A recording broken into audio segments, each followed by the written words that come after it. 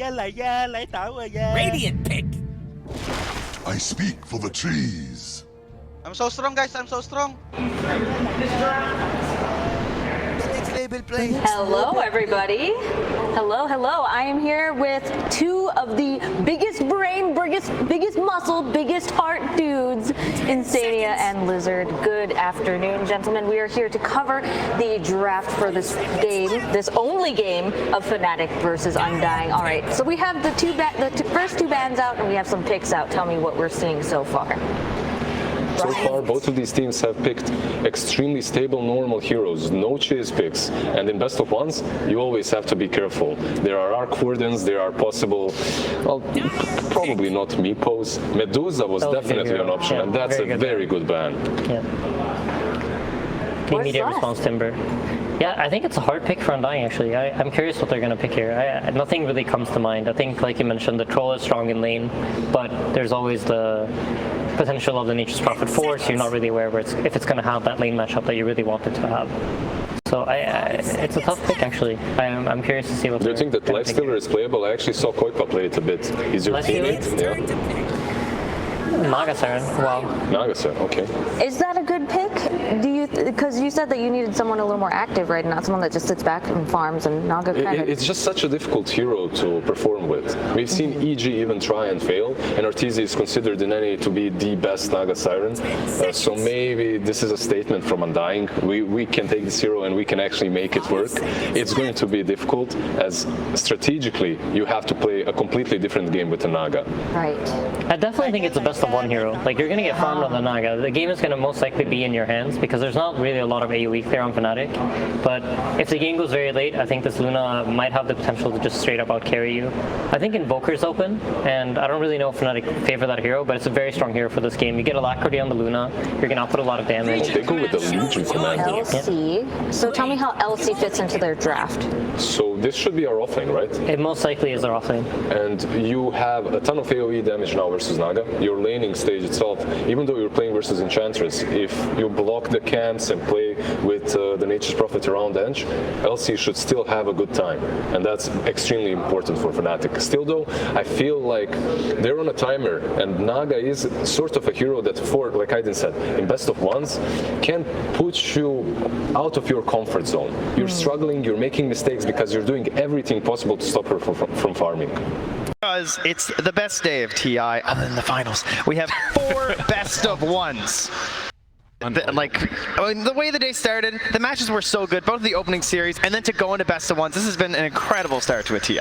Absolutely. So we can see already, as we're beginning to get some of those spams of the voice lines, there was a quick movement out and just getting a little bit fresh with each other. The Earthshaker on Moon, playing on one of his signature heroes, of course, and DJ trying to battle it out for some space there, but Moon was able to let him walk away, and now they're going to try and battle it out for these bounty runes. So the panel was talking a little bit about this Naga Siren, a hero that's been somewhat underwhelming for a little while, but being played here in these best of one games. What do you think? Yeah, this comes back to some of the older logic about best of ones. There's this idea that people get scared, right? They don't want to take as many risks because, of course, one punish and your TI, your tournament, your year, or in this case 2 years, is essentially over because you made one bad move in a best of one. And so when it comes to safety heroes and heroes that can like really take a game late, Naga Siren's right up there with the best.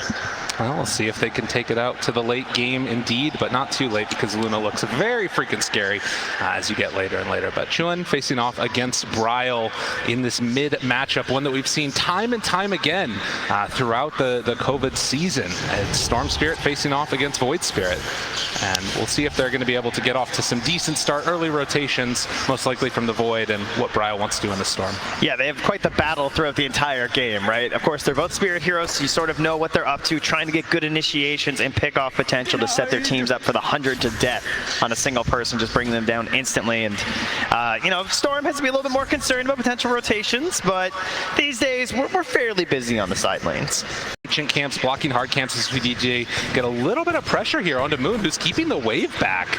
This is going to be a lot of damage as they connect in with the cogs also, starting to get some creep damage into there, and Moon getting body blocked now with Saberlight coming over to help. That's going to be enough to get that Earthshaker away, so that does set them up for a little bit of a double wave here, he's got friends here with all these creeps, more battery salt and cogs. And some trouble. Saberlight trying to get a little bit away from him, but the damage already coming out from that clock, and Raven moving into position. Saberlight dropping lower and lower the Lucent Beam, and DJ drawing first blood.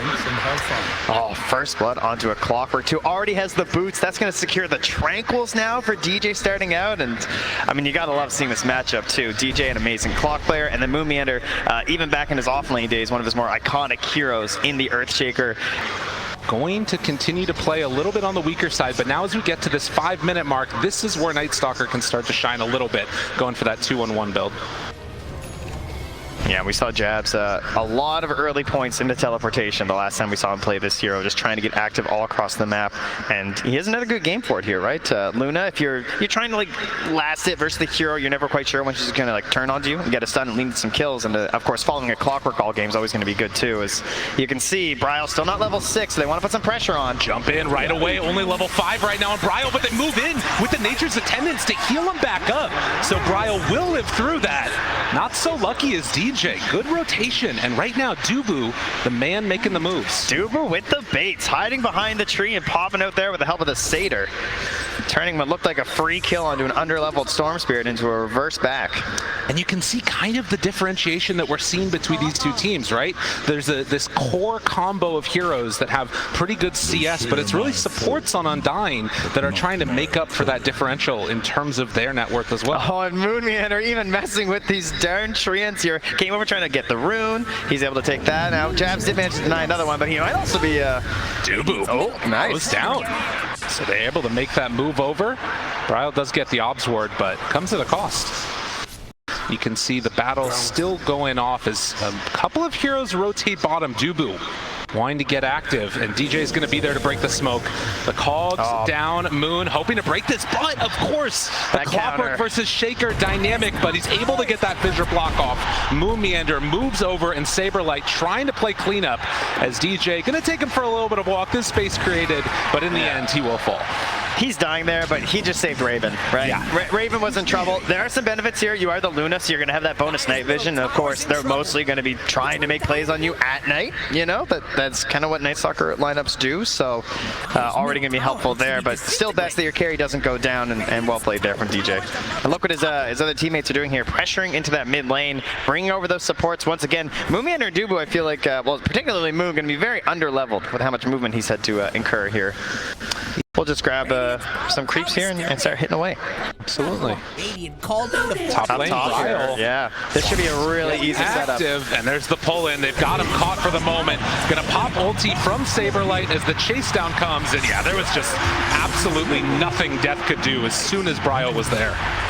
And also, on the other side, find themselves one kill, pulling back onto Moon. Look at this, Fnatic making the moves that they need to as they find 2 in return. Yeah, perhaps Depth sort of knowing what he's doing up there, right? Being that far in the lane, I'm sure expecting that a rotation would be coming, but you saw what a struggle it was to even bring him down there, right? Taking 2 of the core heroes, so easily able to jump here, yeah. And again, DJ gonna be caught. Tomato trying to run him down with those illusions, but they don't have the ability to chase any further. He has wasted so much of their time. All right, bottom's mostly done. We're going over the top side of the map here. I want to push them away from our Luna's new camps here. So in towards mid they go yet again, onto Saberlight, the pullback, the rundown. Do they have enough though? Doesn't look like it, but the Clockwork hook shot in afterwards. They got Moon Meander locked down and killed. Last time Saberlight gave up his life, this time they turn around and take down Moon instead. And now it's pressure onto the middle tower here. The next lane to perhaps go down here. Catapult wave is here. Saberlight being zoned back. And they just can't do anything. And in fact, Saberlight, if he's not careful, he might also fall.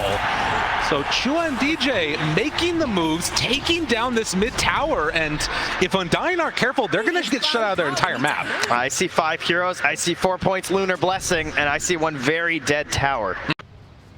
Chua in the meantime trying to get into the Yule Scepter. One thing that I really like is that Fnatic aren't panicking about the Legion commander. Because sometimes you'll see a Legion who just like starts hunting and smoking and everything, but like why? You know what I mean? I feel like Death's just having a free game. Yeah, it sure died the one time, but it's all right. Oh my God, is DJ gonna get away yet again? Bryle pops it, the Earthshaker Fissure comes out, tries to bring him down. DJ ends up falling in the end, but they kill off the Storm. What a cost! Echo Slam afterwards, trying to find something right now for Undying. Can they get any more? Chuen backs away, but there's the duel gonna connect now onto Saberlight, and with Raven moving in, it's gonna be another one biting the dust. Undying lose 2 in exchange for 2, but it's much bigger with the mid and off lane going down. And on the other side of the map, you can even see Tomato trying to hold this game together for his team, being chased around by the Treants. It looks like he did get the spawn at the very least this time, so we'll have some Ancients that he's able to farm. Not taken away for once, but so much pressure, and there's the replay. All for a D-ward, of course, and DJ almost getting away with another Tumbler's toy. Unbelievable. And just so much That pressed the attack right there, too. Yeah. Just a little bit. Oh. So 15 minutes now as the bottom lane will get pushed in again by these illusions, and Raven feeling fairly comfortable trying to queue into that BKB next. Yeah.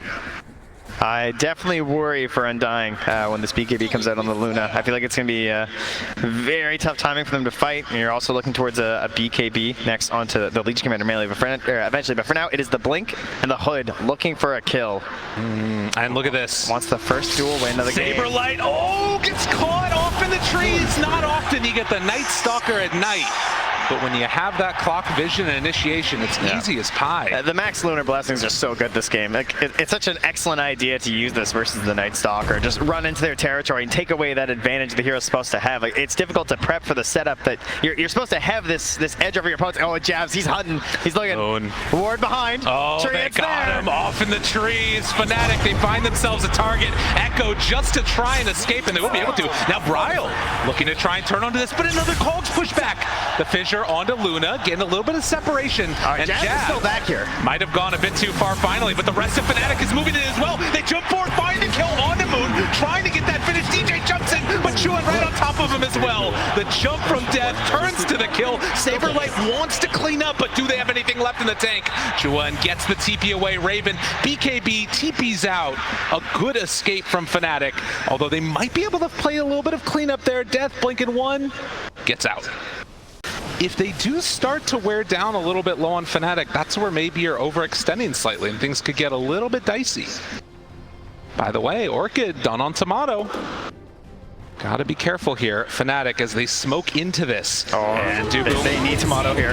They're gonna break it immediately onto Dubu. Let him go. Ends up dying, but the hook shot looking forward for more. Saberlight, he's also caught. Has to back out of there. He's dropping down lower and lower. And Undying, they wanted to hit that timing and take the fight, but they were already too dead. This is such a good game for support Clockwork because your opponent is trying to stall. They're trying to hold things out. And so when you get these little picks, they're happy to just send off Dubu. You know, push him out on the ice flow to save the rest of the village. But in this case, DJ, you know, he just says no. He's going to hook shot way into that back line and keep that fight going. Get that +1 kill. Now looking for more. So many times, how many moments have we seen a Naga song in the Roche pit? Have to be careful about this opening. No Blink Dagger yet done on Shaker. This is the scariest time at this point in the game for Undying if they give up this Aegis for nothing. But you can see Fnatic respecting it. Jump forward though. They find one again. It's Dubu. Song immediately afterwards. Thinking about jumping. They want to get the vision. Moon can get her right on top. And with the silence afterwards, do they have enough for the fight? The Fissure comes out, connecting onto 2, trying to find more, but Raven walks up to Hydra. Look at that overwhelming odds. They do so much damage, but is it going to be enough? DJ on top and catching 2 in the Cogs. They bit off more that they can chew, and Chuen was happy to give it to him afterwards. As Bryle does a little ring around the rosy, he tries to TP out, and zigged when they should have zagged. Fnatic not quite able to catch him. And we can wait 50 seconds for that to pop out here. But mid lane, Dubu, lots of OBS and Sentry vision here. And now a flare even. DJ, you know, he wants it. Oh, get out of there. That was close. The hook shot almost able to connect. They will Quelling Blade it down as Dubu pulled back into position. DJ now moving also, and with the duel committed, they find another kill, taking him down. 50 duel damage on the Legion. Yeah, and of course this comes back to another discussion of just like delaying the game and waiting things out, and there is an additional punishment there. Clockwork is getting these hook shots, is giving you like 2 kills instead of 1 at times, but also infinite scaling. They have zero fear on this side of the map right now. Fnatic are just playing so well right now in this game 1 of a best of 1, and Raven going to pressure and take another tier 2 tower. Oh, this has got to be a timing, right? They just got the BKB on the Storm. Mumiander wants to use this big blink. Only level 10, but has the 4 points in the aftershock. Has to be careful. They have that ward up on the high ground. Gonna pop it right at the start. Jump now onto Raven. Can they get there in time for the press attack? No, nothing. Chase down, maybe looking for round 2 now. Chewin pulls back on Brile. They caught him. The echo connects onto 3, but where's the damage? It was the song.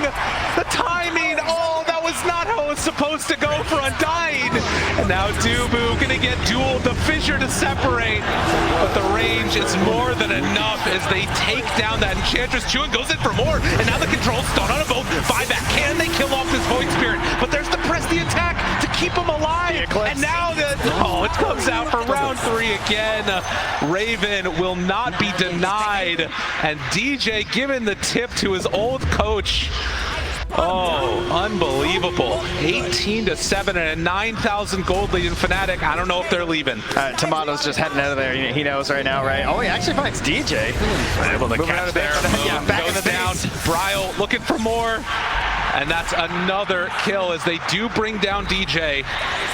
So something on the board for Undying, but Fnatic, they got the bigger win. They take that bottom lane of barracks. Disintegrate. But will it happen? Can they close this one out Middle tower in a dominant position here? Oh, right back to the same spots here as Fnatic take the bottom, top. Again, still under that ward for Tomato and Brile. Talk about value vision here. They're going to know the Storm TP back home, though. Tier 3 tower being hit. Raven, Scotty done. And Tomato hoping to stop this, but the jump in from downtown wants to find 1 kill. Can they get Raven? Hanging on to that BKB, no fears. That shard there. It's too strong. And with Saberlight dead just like that, they can go for another round as soon as they regen back up to full. And they're just showing Raven all the times. DJ's like hiding in the side trees, right? You have that big counter initiation play ready from the Clockwork. Death is there also, has that press the attack ready at a moment's notice. They jump again, but can they find the kill? The taunt afterwards on the moon. The captain is going to be found, but will he die?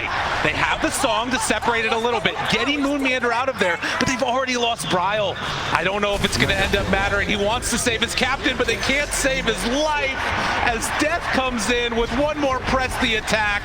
Rax falling in the mid lane. Fnatic, they won't be denied. They played masterfully this game. They took such excellent little risks in their play where they brought heroes maybe a little earlier than you'd expect, but utilizing that aura again to just fight with numbers and take the most important team fights, and then also the coverage they have here onto Raven. They make his life so easy with the press the attack, the defensive hook shots to come in and cover. And again, how do you initiate? The silence. They've got no way in right now with the Earthshaker dead. They're ready to go for round 2. Look at this. And Fnatic, they're playing so safe. They know the only way that things can get really bad is if they all get caught, but there's a way to catch one. Jabs, under control, Raven just going to TP out. Very well played. Chewin. Oh, he gets caught. All right, big one, big one. Undying, able to find something on the way out of this as they chase down Jabs, and now going to kill off this Void Spirit. Glimmers here. Silver linings around a stormy cloud that's been this game. Yeah, it's a very small rebate after losing a couple lanes of racks here, but the game continues. It's a best of 1. Surely they're going to fight this one right to the end. And we have definitely seen wilder comebacks at TI. There's no doubt about that. Well, and thinking about, buybacks that potentially could come out in a little bit here, we can sort of keep our eyes on that as something that Undying right now only have it on the Shaker. They got to go. They got to keep them off balance. Void Spirit's still down. Go fight. Looking to use this dunk. Looking for it, but they get vision yet again. Raven there. Hook shot in. Look at the big old hit as they come through onto both of them. Just like that. Fnatic take 3. Yo, Raven's pretty good at Dota. Better watch out for that man. Feels like they just had such a good read. Like, I mean, they have such deep vision as well, of course, on the side of Undying. So, or rather, on the side of Undying's map. So, Fnatic know sort of the options they have to try and get back into this game. And right. I definitely appreciate going for the risky plays. You can't sit in your base right now as Undying, or you're just going to be doomed. That hero's not even in the game. Well, they just picked Nagasire, which works in a different sort of dooming, it seems. DJ, what a performance from him on this clock. You know, I think that there were a lot of people and a lot of fans of Fnatic that were questioning the DJ swap over to position 5 and if that was actually going to make it. He's still looking unbelievably strong, and you know, even without all of the same resources that we're seeing from Jabs, they're both playing immaculately together. Yeah, and you know, he'll play the poorer 5s when necessary and do it quite well, but I love it when you get these heroes that can have a little bit better impact from that role. And I think Clock's probably the best one. Again, trying to hold off this pressure, but Raven is again going to walk up high ground, and Saberlight hoping to stop something here, wants to get in the back line, but the taunt is there. A little bit off the mark with the Remnant. Raven still standing up front and center. And it's going to go down as they jump into the back line. Bryo wants to get this kill on this Legion Commander. A good jump to the other side afterwards, but Saberlight down low. Raven walking in right on top. They find him on the back line again. Moon caught, Moon killed, and GG is going to be called as Fnatic. They're just a little bit too clean in this one. They're so strong, Fnatic, strong enough to survive the best of one at TI, and look at that. That's relief. That's what that is. Absolutely. And again, you know, you think about this roster at various different points, and Dubu there, obviously, heartbreaking loss for Team Undying, and Fnatic able to move on for the first time in a couple years past this round.